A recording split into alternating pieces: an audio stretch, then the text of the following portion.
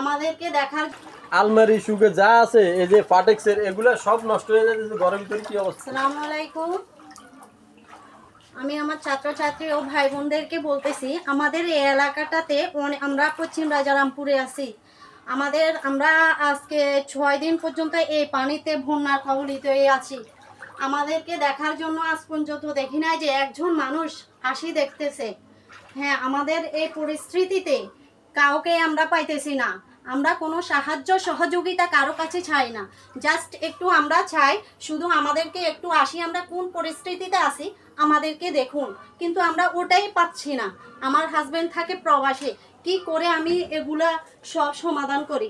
দেখেন আমার প্রতিবেশী বাইস্তারা আছে, ওদেরকে নিয়ে আমি যতটুকু পারছি এইটুকু আমার সম্বল আমি করতে পারতেছি, কিন্তু আর কি করব, আমার কিছুই করার নেই। আপনারা একটু আসুন, আমাদের পাশে থাক।